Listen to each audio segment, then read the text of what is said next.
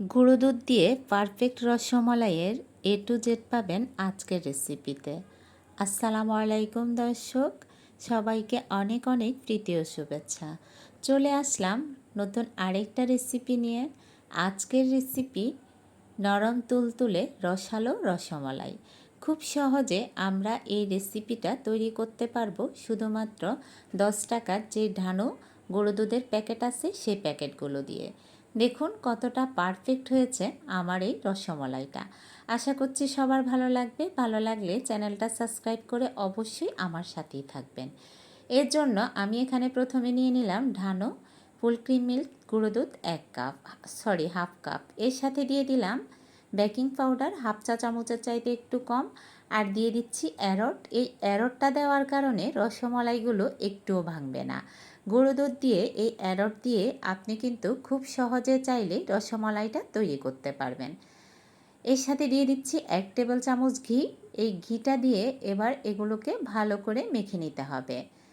ঘিটা যেন ভালো করে মিশে যায়, হাত দিয়ে একটু ডলে ডলে সময় নিয়ে এটাকে মিশে নিতে হবে।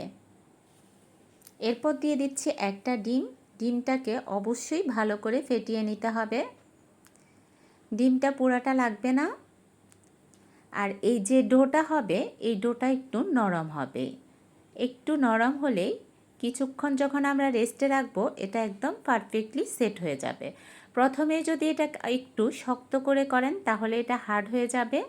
আর আমরা যেই রসমালাইয়ের ছোট ছোট বলগুলো তৈরি করব এটা পারফেক্টলি হবে না।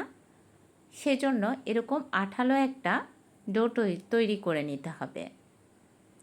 দেখুন কিছু মনে করবেন না, মাঝে মাঝে আমার কথাগুলো একটু মুখে বেজে যায়, আমি একটু অসুস্থ, সেজন্য সামান্য একটু এরকম আমরা হাতের মধ্যে নিয়ে নেব। তারপরে ছোট ছোট করে বল তৈরি করে নেব। একটু 2 হাত দিয়ে চেপে চেপে এরকম প্রথমে নিয়ে নেব। তারপর হাতের মাঝখানে দিয়ে এভাবে বল তৈরি করে নেব। যদি দেখেন এর মাঝখানে ফাটল আছে তাহলে আবারও পুনরায় এভাবে হাতের মাঝখানে নিয়ে ডলে চেষ্টা করবেন বলটা সুন্দর করে তৈরি করে নিতে, যেন কোনো ফাটল না থাকে। আশা করছি সবাই তৈরি করতে পারবেন। এটা খুব সহজ, তবে যে ডোটা তৈরি করব আমরা গুঁড়ো দুধ দিয়ে সেটা অবশ্যই একটু নরম সফট হতে হবে, তাহলেই পারফেক্ট বলগুলো হবে।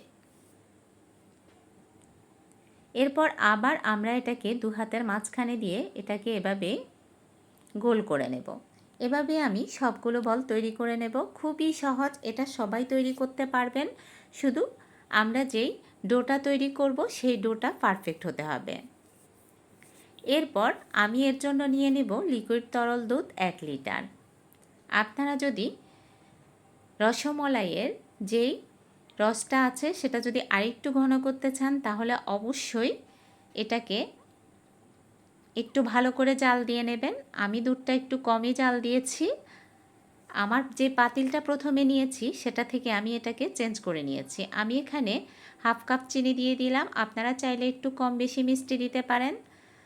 দুধটা যখন এরকম ভালো করে ফুটে যাবে তখন আমরা একদম ফুটন্ত দুধে এই বলগুলোকে ছেড়ে দেব। আর ছেড়ে দেওয়ার সাথে সাথে দেখুন কি সুন্দর করে বলগুলো অনায়াসে উপর দিকে বেশি উঠতেছে আর আস্তে আস্তে করে ফুলে উঠতেছে।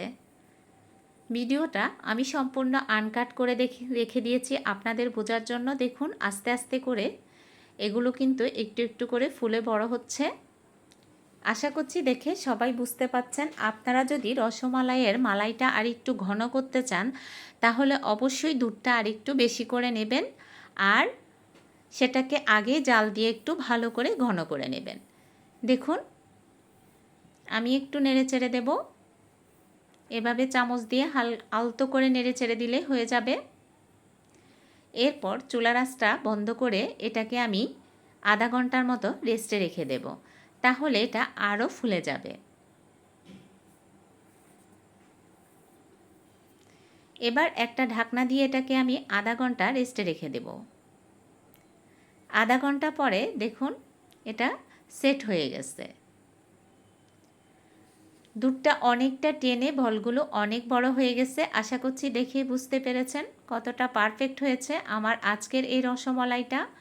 আপনারা চাইলে আমি আবারও বলে দিচ্ছি, মালাইটা আপনারা দুধটাকে ফুটিয়ে ভালো করে জাল দিয়ে একটু ঘন করে নিতে পারেন।